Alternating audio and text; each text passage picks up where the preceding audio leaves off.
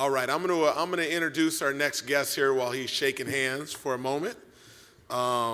This next speaker goes without introduction. Commissioner Emeritus. He's already bossing me around. He's not even up yet. New hip. Where do I sit? So I'll give you a little bit of background. It's not required, and he's already told me I can't say much.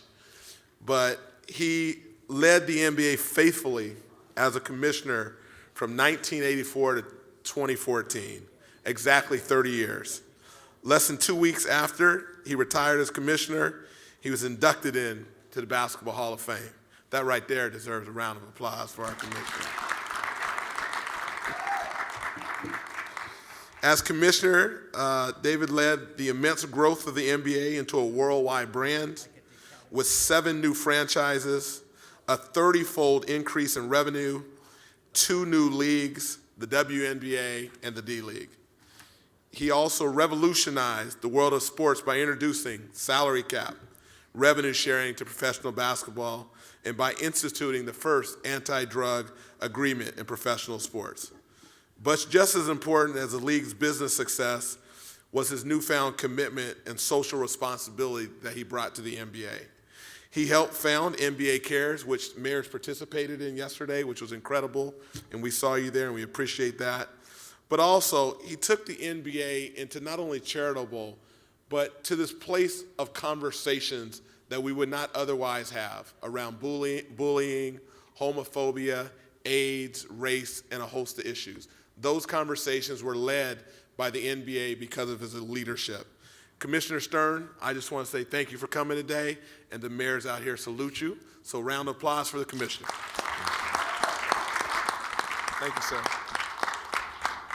I was afraid he couldn't read my handwriting. So Mayor, let me just say there's a lot of folks that we've had before us, and a lot we'll have in the years to come, but this truly is one of the most special individuals. And when you say a living legend, would you ask me a question and be quiet, please? I know him. I can talk to him like that. And you too, Mayor Mick. You see how the boss rolls in here. All right, so let me ask you this question. Ask me a question. I'm going to start with just a fun, light one.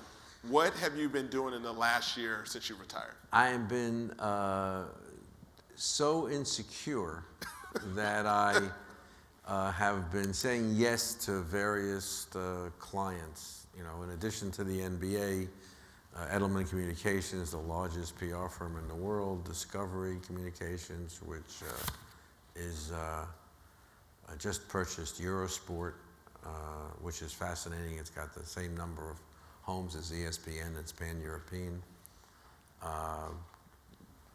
Graycroft Partners, which is a venture capital firm, which I spend a day a week with, which lets me be the stupidest guy in the room, and I really do mean that. Really, you know, a whole new vocabulary, and it's sort of educational. I'm representing a casino company that's competing for the 4th and final license in Massachusetts, and I'm giving what we now call, instead of free speeches, fee speeches. And so I'm almost invested in one particular Democratic nominee, because if she gets the nomination, I'll move up in the list of speakers that the Harry Walker Agency represents. And maybe she'll take her husband with her, so it'll be even better. So there you go. And I'm actually going from here to meet with 2 startups who both in the sports space, who wanted to come in and drop in and who are otherwise going to be here. So I'm underwater already. I have to cut back.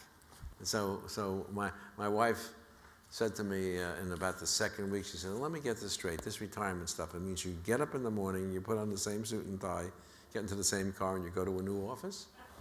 And I said, pretty much, but with an enormous degree of control over my calendar, so, which didn't happen before. For 30 years, if you said, let's go someplace, if it were October, we would be going between Europe and China. If it were February, it would be the All-Star game. If If it was April, it's the playoffs. And they said, well, after April, well, then are the finals. Well, then the finals are over. No, then we have the draft. So it was really from October 1 thereabouts to June 30th. I didn't have a lot of flexibility in my calendar, so to speak, and now I do. But I'm working pretty hard and enjoying it a lot.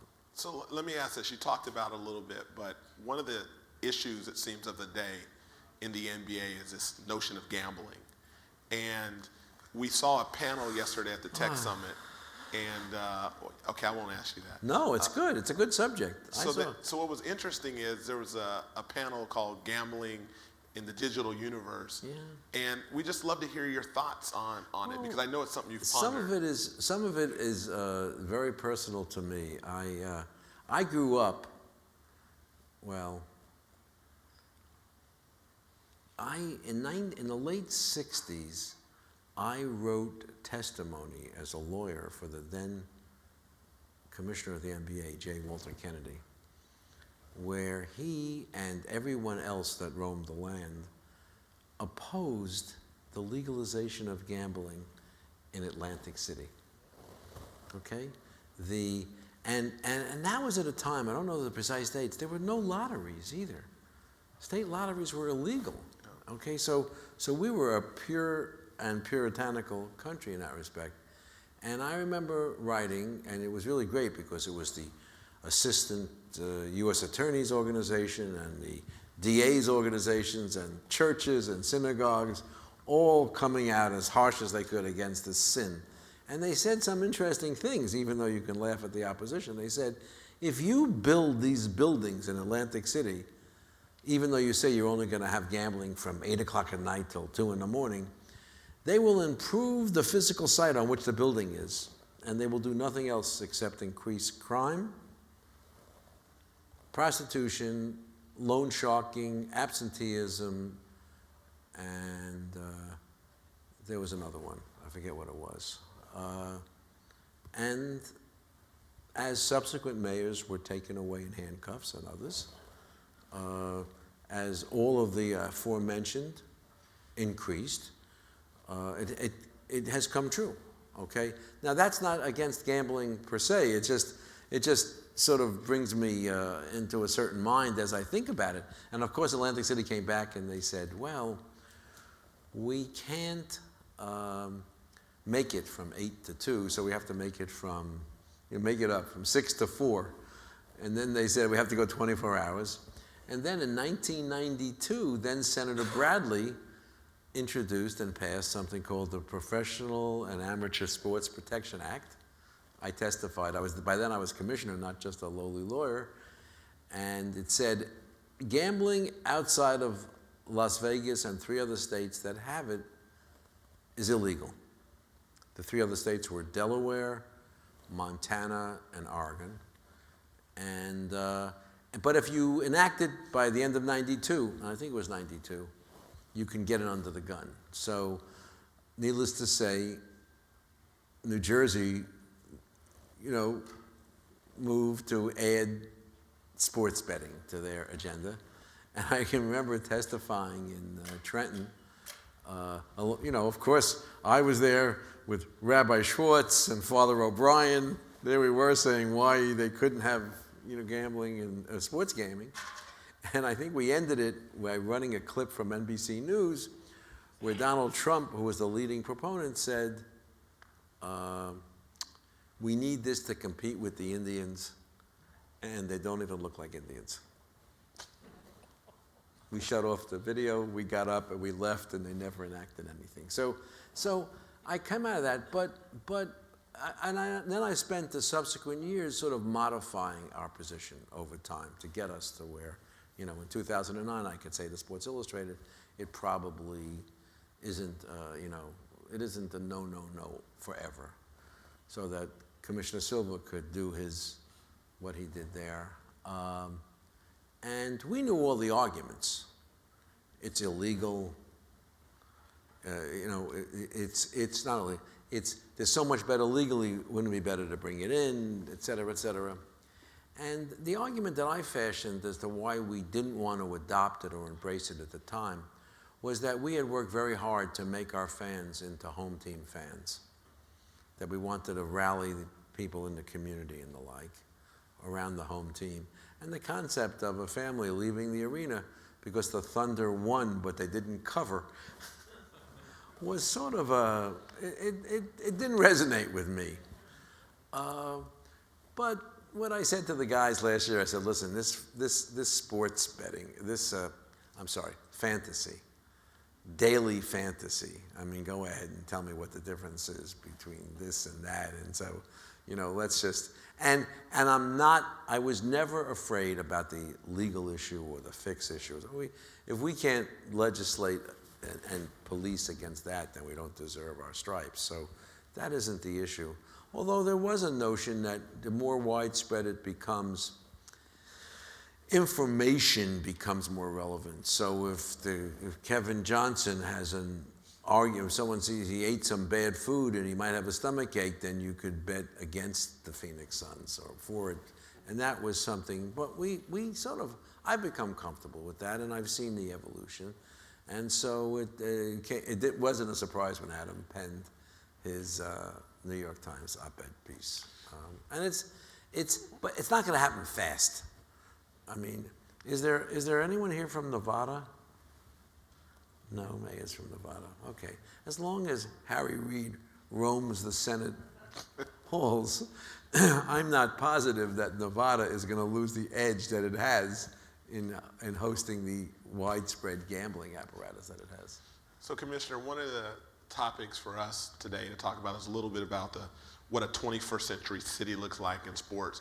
But before I do that, you took over this league in 1984, and it was $165 million. And then in a 30-year period, it's $5 billion. Just talk a little bit about... It's actually closer to 6. Closer to 6. So talk a little bit. You're clairvoyant as a commissioner. Yeah, I'm not. I'm in some ways, as I try to think about this, I actually am reactive. And, when I give one of those fee speeches, if it relates to business, what I usually conclude with is you're not who you set out to be. You're the sum total of your reactions to circumstances that you couldn't anticipate and probably couldn't have imagined. And that was with us. That's what happened. In 1981, we were tape delayed. So for our finals, why would I think that, someone said, well, what was your plan? I said, our plan was to stay alive. I had the Boston Globe telling me even earlier. Remember, I actually became general counsel in '78, and Larry O'Brien was a generous delegator as I went from general counsel to executive vice president, et cetera. And I started, we had 24 people, so you got to do a lot in 1978. I was actually the only employee of an enterprise that was then called NFL Properties. It's now NBA Entertainment, and it now has probably 1,000 employees. But it was incremental. We persuaded Larry that we should spend $135,000 to buy every team a 3/4-inch Panasonic VCR. Isn't that a quaint, okay? Who knew digital, okay? VCR, so that you could tape every game and then put it in a FedEx envelope and ship it back, okay? And that's the way we were doing it. One year, someone knocked on my door, and by the way, we were the opposite and always have been of Groucho Marx. His statement was he wouldn't want to join any club that would have him as a member. And my reaction is I would go to any club that would have me. And so we used to meet with, someone knocked on the door once and said, we're from Italy, we'd like to talk to you about running NBA games in Italy. Oh, are there NBA games in Italy? And it turned out that when we were on CBS, long story short, CBS had the right to sell the games, but then they cut down so dramatically on the number of games we had that they had to come back to us. And they said, we'd like to have some additional games because CBS had the right to sell, I'm going to say there's 20 games, and suddenly we're down to 5 on CBS. And so I said, oh, that's good. How much do you pay? He said, $5,000 a game. I said, that's our price too. Isn't that great? And so I was in business in Italy, okay? And And it was really sort of incremental in that respect, fighting a lot about dealing with the fact that we were a black sport. I mean, it was, I had to endure the Boston Globe telling me that, didn't I know, this is before I became commissioner, that America would never accept a black sport. What year is this roughly? It's probably late 70s, early 80s, and there's a feature with a broken mirror on the, 5-part series about the demise of the NBA. The only time we ever got, you keep certain things close, like when Sports Illustrated said on its cover, the NHL is hot and the NBA is not. Take that, Sports Illustrated. But who carries grudges? But they were really focusing on that, and in some ways, what the people focused on was Kermit Washington rearranged Rudy Tomjanovich's face. Rick Barry was the only white person on the Golden State Warriors when Sports Illustrated did the spread. And the only time we ever got on the 60 Minutes or CBS Nightly News was if there was a brawl or something. And we were the first league about which there were drug stories. So it was a perfect storm.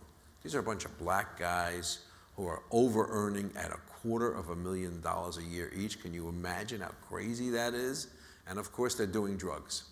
Okay? Now, nobody knew that we were the canary in the drug mine, that drugs were going to become a completely rampant situation and lead to the, quote, war on drugs or flow from it. Our schools, our police stations, our hospitals, our college, everything. Drugs, drugs, drugs before it ebbed. Bob Lanier, who was my special assistant, he was the head of the Players Association in 1983 when we entered into the collective bargaining agreement finally. And it had a cap. Mind you, the cap was $3.2 million, not per player, per team. In the 1983 agreement, one owner, I think he sold his team because we had to make certain exceptions for rosters that were in place. So the Knicks and the Lakers were up at 4 and 5 or something like that. Because the whole concept of the cap was we didn't want the exceptions, which were imposed by management, not by the players.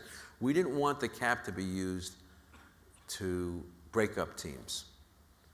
Okay, so if you see the NFL, they have a hard cap, and we had a soft cap, so you could always pay your own player above the cap, as long as you weren't out rapaciously, or as long as those two, rapacious teams on either coast weren't out using their great, uneven wealth to take players away from everybody else.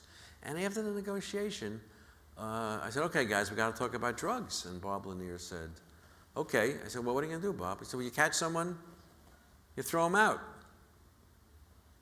I said, that's, for how long? He said, for life. And so the 2-year... Wait. And this is a former player saying it. He was a player. He was the head of the union at that time, the head of the Players Union, one of the 50 greatest, Hall of Famer, et cetera. I said, that's a little harsh. And so the exception that allowed players to apply for reinstatement after 2 years came from us, not from the players. Because Bob said at the time, sort of shades of LaRue Martin, who spoke up today, just because you're tall and black and you walk through an airport, people shouldn't think you do drugs. It's bad for kids. It was really, I thought, heroic, and I loved it, and I love him. And so that was a huge thing. That in terms of the public, they felt we had done something that was meaningful. The cap, salary, no craziness, drugs. And as I went around, I became commissioner on February 84. That was what was, on people's minds, and they were feeling good. The rest we just followed things. We didn't know that there was going to be satellite delivery. I made the first cable deal for the NBA in 1979. We got $400,000 and a penny a home for each home over the 4 million that were then on cable. Did we know we were going to have 100 million homes? Another owner sold his team because the company we made it with was a joint venture between Madison Square Garden and a cable company he thought I was favoring Madison Square Garden. I didn't know, we didn't know anything about cable. We just gave it a try. Now that 400,000 is worth probably something in excess of well over $2 billion a year. So we had no idea about the degree of the change that was coming. And it happened after that with satellite, and then it happened the internet. We were early into the internet, we were early into satellite, we were early into cable, and we were early into social media. Who knew that, this crazy stuff? And we were early into international. Again, reactive. Excuse me. The head of FIBA came to our office in 1987 and said, "We'd like you to be in the Olympics." I said, "Well, we're busy stabilizing the league here. We're not that crazy about it, but no, you would do us an honor if you would do that, because we are in charge of all the basketball players in the world, with one small exception, the best 350. So you would honor us if you would participate." Now, we said, okay. And hence, they had a FIBA Congress in '88 or whatever to vote on whether professionals, mind you, if you got money in Europe, you weren't a professional. If you got it in the US, you were a professional. And so we said, okay. And of course, when they voted it in, the US and Russia voted against it, which we knew they would, just because. College players went for the US, and the Russians didn't want to lose their opportunity to be world champions. And we began working with FIBA. We played the first McDonald's championship in 1987. The Soviet national team, Tracer Milan, the European championship, and the Milwaukee Bucks. Del Harris didn't want to be, then the coach of the Bucks, didn't want to be the first coach to lose to a European team, so I think it was like 40 points at the half. I was like, oh my God. And John Thompson was mad at us because we were helping to prepare the Russians to beat him in Korea in 1988 at the Olympics. And from that humble beginning, we've played between then and now 150 games outside the United States. So globalization, we began to understand that it was our friend, and those same 3/4-inch videotapes that we used, those are the way that we distributed games. You send tapes. It's called bicycling.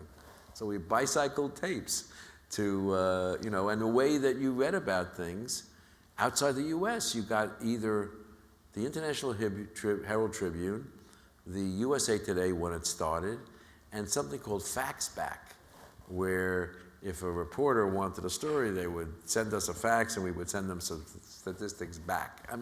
Compared to the instantaneous satellite delivery of games to 215 countries in 47 languages, each of these things was taking off, and all of a sudden, from what Grant Tinker famously said, he was the head of NBC, and it must have been the 80s sometime, there's only enough programming for 2.5 networks.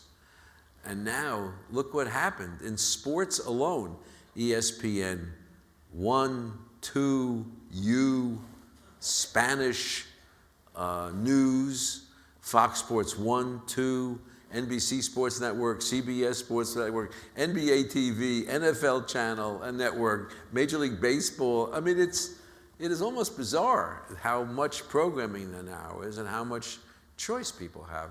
And those were nothing that we generated. We responded to changes that we actually couldn't have imagined. The idea that you could be sitting on a yacht in the Maldives and get NBA League Pass on your smart device, and I could know that you're watching because I have a Google Maps programming that tells me the strength of what you're receiving. It's wonderful. Okay, so before I get to the 21st century piece again, tell us a little bit about the early days. I've always understood from you the fans are the lifeblood and the texture of the NBA. Correct. But tell us a little bit about the early days. You had ABA, NBA, and then you had Magic and Bird, and then eventually Jordan, and kind of where we are. I forget about all that. We had ABA, NBA. I grew up litigating, or at least being somewhat involved, because ABA, NBA was like in the 68, 69, 70. We were both litigating with players jumping leagues back and forth, and with the ABA suing us for trying to put them out of business. Far be it from us to want to do that. Connie Hawkins. I grew up litigating the Connie Hawkins case. I was the one, as a young associate. Connie Hawkins was a young lad from New York City. He played for Boys High, and in 1961, he got involved with Jack Molinas, who was a former NBA player and ultimately got killed in a mob rub-out, but was thrown out of the NBA for gambling. And Connie had taken, I think Jack had gifted some money to Connie. And it's kind of instructive about what we were talking about today, because in going through the case, it turns out, yes, he gave him presents, and that's what people did. Connie was, he was naive is a fair way to say it. And, but he gave him the money, I think, on his way to, Connie was going to, I'm thinking Iowa, University of Iowa, I'm not positive. And he wasn't even, and you didn't even have freshman eligibility, so there was nothing that Connie could do. And, but this big scandal broke, the fix scandal in New York in 1961. And Walter Kennedy, the commissioner, in 63 or 4 or 5, which would have been the year that Connie would graduate, because we had a 4-year rule. Walter went out to the DA's office, and the DA said, "They're bad, just trust me." Oh, thank you very much, DA. And Walter trusted him. But finally, I got a hold, with the DA's complicity, but legally, of the grand jury testimony. And I said to J. Walter Kennedy, I said, "This guy didn't do anything. We got to settle this thing." And so we settled the Connie Hawkins case in 1969, and he played in Phoenix. He was the he played for the Pipers of the ABA. That's correct, and he was represented by a lawyer named David Enroz Littman,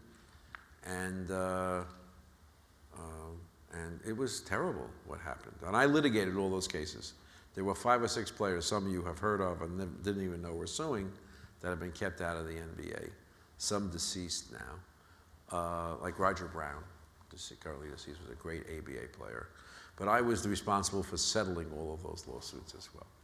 So Commissioner, tell us though, when this Magic Bird phenomenon happened, and then the Michael Jordan. Okay, so let me tell you something about the Magic Bird phenomenon. They came in 1979, okay? They were great, saved the league, blah, blah, blah. We were on tape delay in 1981 when Magic led the Lakers to the championship over the Sixers. And and by 83 or 4, we had been reduced on CBS to 5 games a year, okay? So it didn't take so fast. It was a slow build, but they were exciting. Here you had the lunch pail, Larry Bird and the Celtics, and Magic Johnson and Showtime. And I knew that something was afoot when youngsters on the court, whether if they didn't matter about their color, they would step back and shoot the 3 and they'd say, "I'm Larry Bird." And when a young African American says that, or when a white kid learns how to dunk and says, "I'm Dominique Wilkins," say, we're piercing culture in a really interesting way. This is good. And it started to pick up to the point where people began to want our players for TV shows. A big scene in Seinfeld was George and Jerry in the back seat saying, we got tickets to the Knicks tonight. We got tickets to the Knicks." And this is probably mid-'80s, because Michael Jordan was a phenomenon. And there was every sense that every team had some superstar, and it sort of happens. It's the sort of the wisdom of crowds. Were we marketing? Yeah, we were marketing, but it was almost organic the way it took off. We worked hard, and we thought we were smart. Was there one thing that was the one thing, actually, believe it or not, was the drug agreement, because that was in '83, and it started rolling in '84. People really appreciated the fact that this league with these players and these owners got down to business and took care of that thing. I was surprised by it, but it was pretty neat. The rest, NBC invested huge amounts of money in us when they took us up.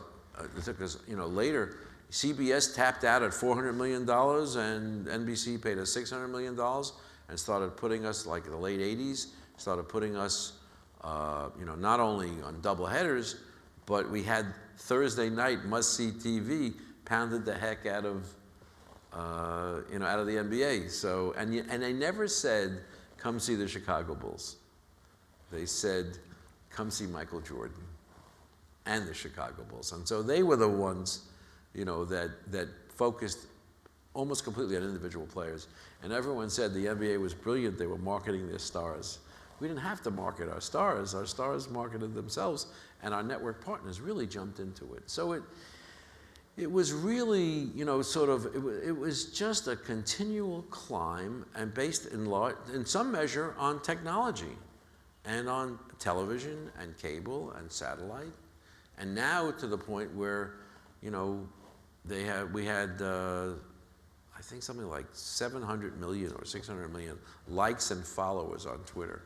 Depending on how you count, I think the NBA is behind National Geographic as the #1 sort of liked and Twittered kind of thing. And we just, wherever it happened, we moved into it. And another thing that happened is we started something called Team Marketing and Business Operations, TeamBO, that we began as an in-house consulting service to our teams. Consulting doesn't quite do it justice.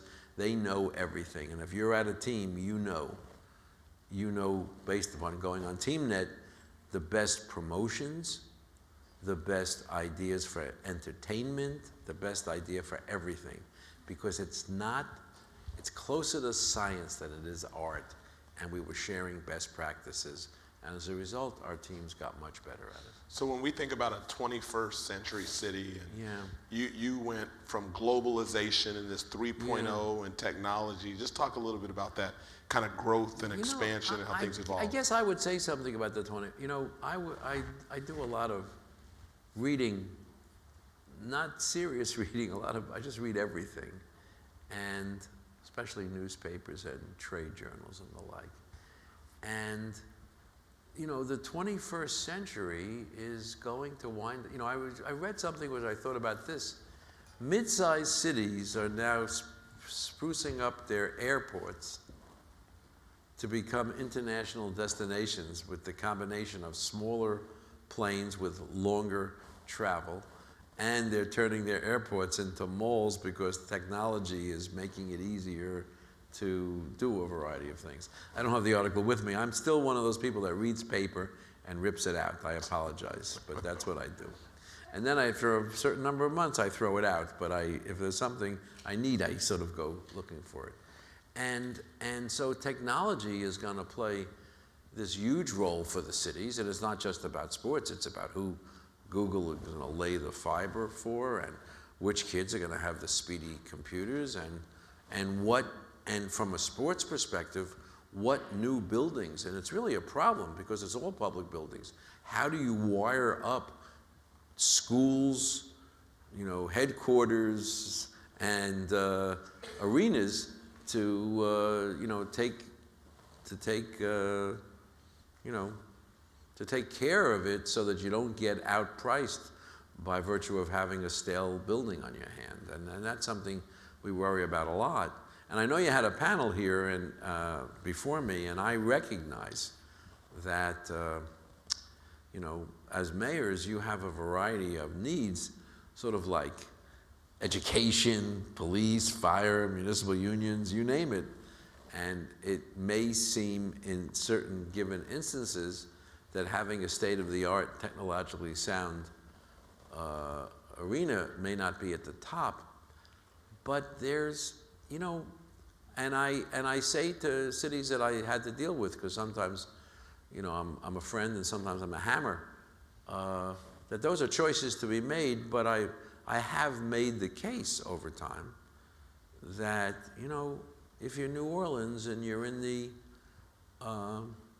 entertainment business, that maybe it's a good idea and a good way to let the world know you're still post-Katrina open for business is to have your New Orleans Hornets, Pelicans, Jazz, you know, and let them know they're in business, because you're going to get a Dateline New Orleans, you know, and it strikes me that sort of smaller cities are going to increasingly be competing for a lot of attention, a lot of convention business, a lot of airport travel, because if you have the opportunity to go into a smaller city, it actually may be good.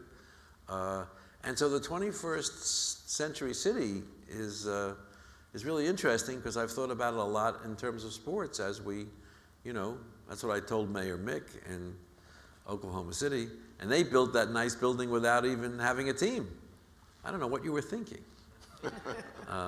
And of course, if I'm making the case, there is simply no better example than what the new Sacramento Arena, hopefully named something else with some monstrous naming rights deal, is going to do to an entirely, I shouldn't say blighted, it's not nice if the mayor's sitting here, but an undeveloped, beautifully located place that is suddenly raising property values, employing loads of, you know, trade workers, and going forward, and also allowing Sacramento to compete in a sort of with other cities, strangely enough, for what's going to happen in the 21st century. And I guess we also have something called the NBA Development League. I saw the mayor of Albuquerque here. Sorry we had to leave. It's our fault, not yours. But I think that in any city, the idea of having what I thought in my own ingenious way, which was stupid, we had 8 teams we opened with, and they were all in the Southeast, and none of them exists right now. And I went to games. We went to Roanoke, Fayetteville, Asheville. I thought it was Mobile. I thought it was a Greenville. I thought it was the Ville League. But the whole idea was to have a place where you gather in the winter, depending upon the weather particularly, where families can come and get some nice entertainment. And we could, you know, have a presence in what we called at that time a B or a C in terms of the size of the city, and grow our game that way. You know, I bankrupted the league because we owned all 8 teams and we didn't do such a good job of marketing them. And the coaches derided me. Who would use this league, blah, blah, blah. Now of the 18 teams that we have, 17 are directly affiliated with one NBA team. Oh. And all the rest of the teams of the NBA have to share one team, so you can guess that there are more teams coming. And to me, it isn't just about the arena, you know, the 20,000 seat arena. It's about having a cultural center, which is a place where you have cultural events, including, but far from limited to, you know, professional basketball or professional hockey. In Asheville, there was you know, I've been all over, and you see these arenas that are, they're kind of neat, and it's kind of nice to see sports play a role in the life of the city. And in a minor league way, it's nice because it increases the connection to a major league team, and it's good both ways. Especially to me, at least, if it was proximate to, you know, to the mother lode of the bigger city. And on the WNBA side, you know, we went out. I feel like I'm here confessing my sins. We started out where every NBA team was the owner of a WNBA team, and that wasn't such a good idea. Owners that were more focused on the W with these wonderful and extraordinary gifted athletes, that was more important. So I think probably half of the WNBA teams are now owned locally, and they're playing in smaller arenas in some cases, and that's a good thing because the big arenas are too big. I thought, it's great. You learn from experience, you really do, that all we had to do was put curtains around the upper deck, bring the size down to 10,000, and we were in business. But it just doesn't work that way. All right, mayors, we're going to take a couple questions, and I'm going to ask the commissioner a question at the end on kind of societal issues if somebody else doesn't. So, Mayor Waller. Thank you, President Johnson. Mayor Waller of Piscataway, New Jersey. Excuse me for a minute. Are you rah-rah? Are you rah-rah? Hoorah, Right. hoorah. He's a Rutgers alum there. He knows. All right. The commissioner's on message there. And alluding to that, two quick questions. One, which dorm did you live in when you were going to Rutgers? Wessel's 211. Wow. The biggest issues at the time were whether there should be lights in the parking lot at Douglas so that young wannabe lovers could be scared away, and whether the food trucks should be allowed to park on Livingston Street. Yeah, the grease trucks. The greasers, okay? Yeah. I was there at a really important time when those issues were prevalent. Secondly, did you ever think that when you were going to Rutgers that you would end up being the commissioner of the NBA? Yeah. And lastly, the age restriction for college athletes coming out to declare themselves, do you think that's the appropriate age?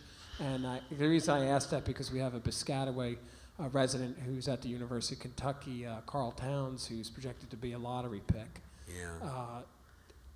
Do you think that was the right move to have a restriction, or should have been higher, or not one at all? I never had, I just thought that I just wanted to graduate college, okay? I went to Rutgers on the banks of the old Raritan because that's what you did. You went to college. And then when I finished there, rather than go to work, I went to law school. So that was good too. And even when I became a lawyer, I never thought that I would be involved with the NBA. I just went to a firm that happened to have the NBA as a client. And some years later, when I withdrew from the firm to become general counsel of the NBA, I said to the firm, I'll go for 2 years, maybe a 1-year option, but I won't go if you won't have me back. And they said, go. And there it was. I was 36 years before I did that.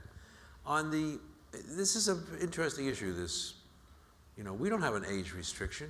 We have an eligibility requirement, No one says that the that sounds like semantics to me. Well, what's the age restriction in the Constitution for presidents, congressmen, and senators? I know there's one. I forgot what it is. 36. Is it 36? Yeah. Okay, Yeah, 35. And so why would the founding fathers put that in the Constitution, and why would we continue it? Isn't someone who's 30? Isn't it possible you'd have a great president who's only 30? Yeah. Are you an ageist? And so what we decided was we would like to have an entry-level age, similar to the U.S. Constitution, but not 36, sort of 19 or 1 year removed from high school. We'd rather it be 20. That's what we thought was good. And so I consider it to be a little bit, it comes with ill grace for the colleges to complain about our one and done rule. Yeah. If you're the president of a college, then don't bring in a kid who's going to leave after a year. Only bring in serious students. See how that works for you, Mr. President. You won't be there after 2 years if you don't win. So we really wanted it to be 20 years, but it wasn't worth it, what we were going to have to do to the players to get that. The lockout would have continued. We would have lost the season, and that would have cost a lot of people a lot of money and a lot of jobs. So we didn't do that. And we settled at 19. It's okay, and we didn't want our scouts to be in high school gyms, scouting people, and because there were so many young men that have people around them telling, you're the man, go for it, go to the NBA, etc. And there are a lot of horror stories. So, that's where we are. I don't know what will happen in future collective bargaining, but I'm going to read about it with great interest. All right, Mayor Fisher, Louisville. Thanks for being here, Commissioner. You've been a hero to many of us. Thanks. What are Thanks. your ruminations on the NCAA and so-called amateur status of that? How are they going to get out of their mess? I don't see it. I don't see the exit, although a couple of people that are connected have asked me will I think about it. There's, the whole idea that there are scholarship players that up to this year can't afford to live at a level that makes them sort of equal to their fellow students is disgusting. And the fact that their parents, until this College Bowl series, couldn't be given money to go watch their sons and daughters play is bizarre. So I'm in favor, and I think it makes sense to raise the package for athletes. What I worry about watching it is if the courts are invoked to apply sort of standard rules, and there are some really bad decisions out there applying such rules, most of them decided in the cases that I lost, then you're going to wind up where anything goes, which means if you're Ohio State, you want to pay a kid whatever, you can pay him. And you'll get the best team, and you will begin to sow the seeds of the end of college sports, which to some people might or might not be a bad idea, but there it is.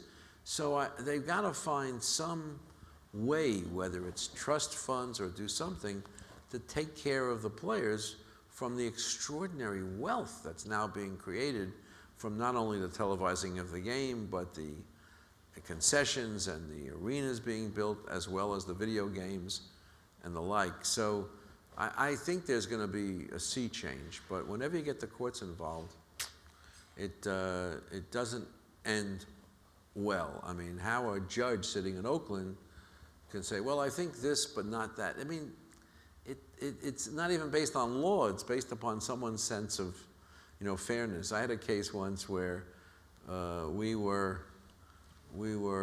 was involved in the NBA and about how much compensation you could award. The commissioner could award if a free agent changed places. And the idea was you tried to make it as high as possible to discourage teams from signing other people's players. That's a confession late in life. We said it's a matter of the commissioner's discretion. Okay? Well, and so the court decided that something like, well, this exceeded his discretion because if it's more than 20% more than what it should have been, it is. So I had a federal judge on the Second Circuit Court of Appeals deciding what was the right amount for some team to have to pay in compensation for the other team, whether it should be a first-round draft pick or a second-round draft pick. So it's a good thing for the parties to regulate themselves, and I think the NCAA is going to be moving to that. All right, last question from any mayor.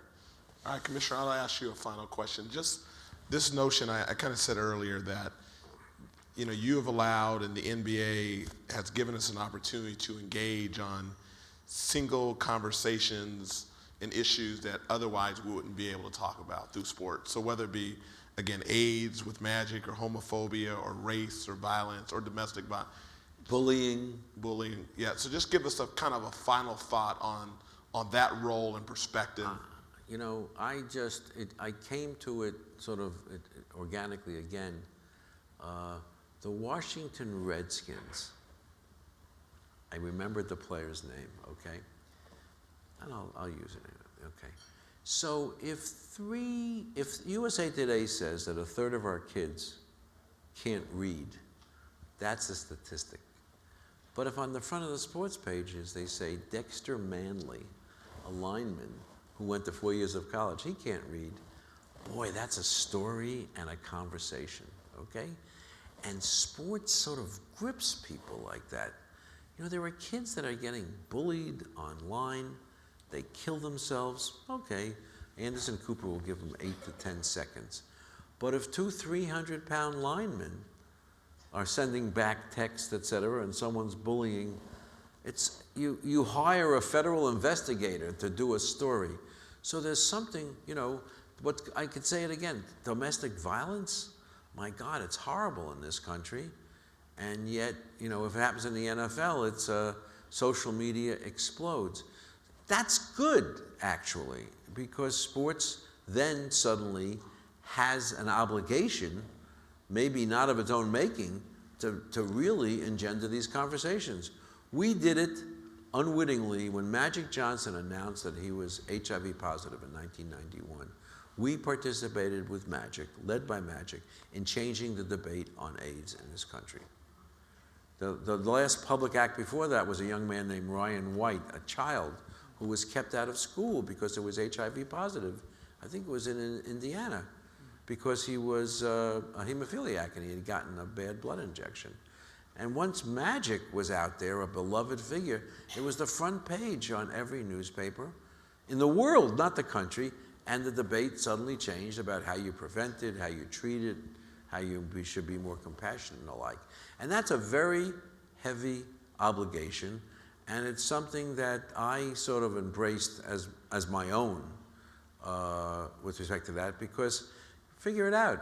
If Bill Bradley from Crystal City in Princeton could be on a championship team with Willis Reed from the backwoods of Louisiana and Grambling, maybe we had something to teach and something to say about that.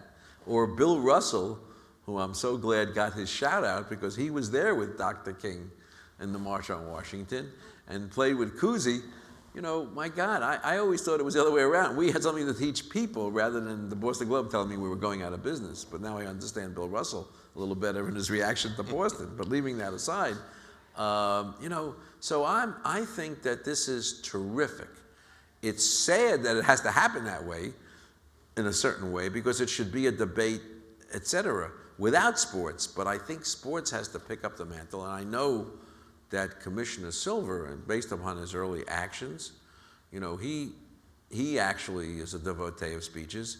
After 22 years at the NBA, with 5 different jobs, reporting only to me, there he said it, free at last, and so he's soaring and doing a spectacular job, and understands the kind of obligations we have that leads to the really extraordinary panel that we had today.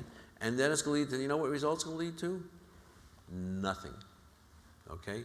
I go to conferences with the most important people that have the most power, where everyone gets energized and they walk out and they usually forget what they heard. It's really, I don't mean to be incendiary, but that's usually what happens. And it's hard. So we're going to keep on plugging. Adam's going to keep on plugging. But think about it, and it's all going to sink into politics of some kind or another, where everyone's at fault. Because you could listen to Corey, you could listen to anything. We got to do some things, but no one wants to do anything. And so it's left to sports, which is the least important, to be a convener, to have discussions like we had this morning. And so I'm delighted that you had the opportunity to visit with us, and I'm honored that I was asked to visit with you, and I thank you very much. Round of applause for Commissioner Stern.